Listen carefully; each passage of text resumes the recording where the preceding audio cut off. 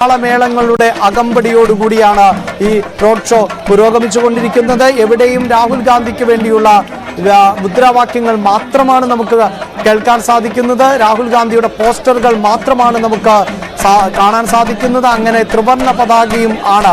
ത്രിവർണ്ണ പതാകയെ, കോൺഗ്രസിന്റെ ത്രിവർണ്ണ പതാകയെ സൂചിപ്പിക്കുന്ന ബലൂണുകൾ മാത്രം നമുക്ക് കാണാൻ സാധിക്കുന്നു. അധികം കൊടിതോരണങ്ങളില്ലാതെ ചെണ്ടമേളങ്ങൾ, ബാൻഡ് മേളങ്ങൾ, അങ്ങനെ വാദ്യമേളങ്ങളുടെ അകമ്പടിയോടുകൂടിയുള്ള ആഘോഷയാത്ര, ആ റാലി ആണ് ഇപ്പോൾ തുടർന്നുകൊണ്ടിരിക്കുന്നത്. സ്ത്രീകളും കുട്ടികളും ഉൾപ്പെടെയുള്ളവരെ നമുക്ക് കാണാൻ സാധിക്കുന്നു. കൊടും ചൂടിനെ അവഗണിച്ചുകൊണ്ട് 10,000-കണക്കിന് പ്രവർത്തകർ ആണ് ഈ റാലിയിൽ അണിനിരക്കുന്നതിന് വേണ്ടി എത്തിയത്. അവരങ്ങനെ ആഘോഷപൂർവ്വം ഉത്സവാന്തരീക്ഷത്തിൽ രാഹുൽ ഗാന്ധിയെ വരവേൽക്കുന്നതിന്റെ ദൃശ്യങ്ങളാണ് കാണാൻ സാധിക്കുന്നത്. അനുമോദ്, ഈ റാലി റോഡ് ഷോ അവസാനിക്കുന്ന പോയിന്റിലേക്ക് എത്തിയോ? എന്താണ് വിവരങ്ങൾ?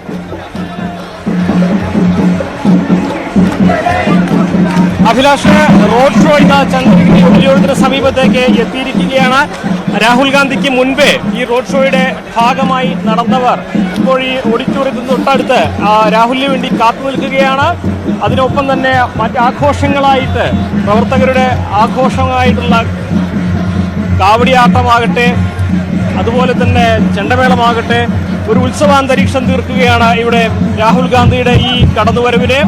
നമുക്ക് ദൃശ്യങ്ങളിൽ കാണാം, രാഹുൽ ഗാന്ധിയുടെ റോഡ് ഷോ വാഹനം ഇപ്പോൾ ഈ പരിസരത്തേക്ക് എത്തിച്ചേർന്നുകൊണ്ടിരിക്കുകയാണ്. നമുക്കറിയാം, രാഹുൽ ഗാന്ധിയെ കാണുവാനും കേൾക്കുവാനും മാത്രമായിട്ടാണ് മലപ്പുറത്തിന്റെ വിദൂര മണ്ഡലങ്ങളിൽ നിന്ന് പോലും പ്രവർത്തകർ ഇവിടെ എത്തിച്ചേർന്നിരിക്കുന്നത്. കാരണം ഈ തെരഞ്ഞെടുപ്പിന്റെ സമയത്ത് രാഹുൽ ഗാന്ധിയുടെ വാക്കുകൾ, അദ്ദേഹം എന്ത് പറയുന്നു എന്നുള്ളതാണ് കേൾക്കേണ്ടത്, എന്ത് പറയുന്നു എന്നുള്ളത് അറിയേണ്ടതുണ്ട്. ദേശീയ തലത്തിൽ തന്നെ ഇത് വളരെ പ്രധാനപ്പെട്ട ഒന്നാണ്. നമുക്ക് ദൃശ്യങ്ങളിൽ കാണാം, റോഡ് ഷോയുടെ വാഹനം ഇതാ ഇവിടേക്ക് എത്തിച്ചേർന്നുകൊണ്ടിരിക്കുന്നു. ഒരു വലിയ പ്രവാഹമായി രാഹുൽ ഗാന്ധിയുടെ റോഡ് ഷോ കൽപ്പറ്റയിലെ തെരുവോരങ്ങളിലൂടെ നടന്നു കയറുകയാണ്, മുകളിലേക്ക് ഒഴുകിക്കയറുകയാണ്.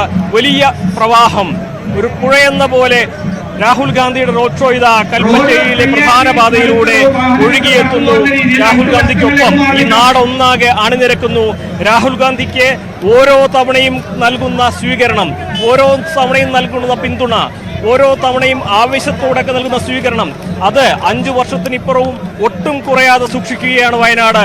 അദ്ദേഹത്തെ ആദ്യം കണ്ട സമയത്ത് നൽകിയ സ്വീകരണത്തിന് സമാനമായ ആവേശം, സമാനമായ രീതിയിലുള്ള സ്വീകരണം, 1000 അണിനിരത്തി, 10,000 അണിനിരത്തി രാഹുലിനെ വയനാട്ടിലേക്ക് എതിരേൽക്കുകയാണ്. രാഹുലിന്റെ സാന്നിധ്യം, രാഹുലിന്റെ ആ വാക്കുകൾക്ക് വേണ്ടി വയനാട് കാത്തിരിക്കുകയാണ്.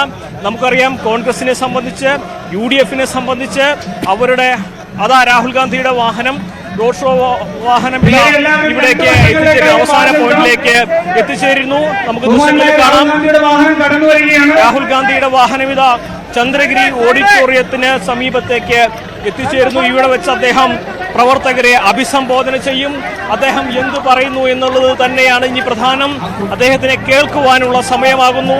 അദ്ദേഹത്തിന്റെ വാക്കുകൾക്കായി കാത്തിരിക്കുകയാണ്, കാതോർക്കുകയാണ് ഈ നാടും ഈ നാട്ടുകാരും ഒന്നാകെ. അതുകൊണ്ട് തന്നെ അദ്ദേഹത്തിന്റെ ഈ ഒരു വരവ്, അദ്ദേഹത്തിന്റെ ഈ ഒരു സന്ദർശനം, അദ്ദേഹത്തിന്റെ ഈ ഒരു റോഡ് ഷോ, അത് വളരെ ആത്മവിശ്വാസം നൽകുന്നുണ്ട് UDF-ന്.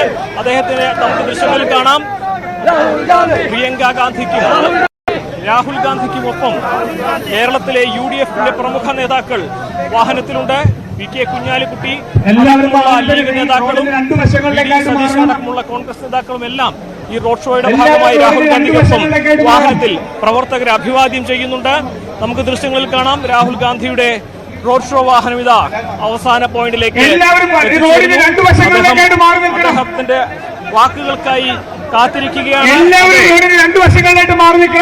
രാഹുൽ ഗാന്ധിയുടെ വാഹനം ഇതാ ഇവിടേക്ക്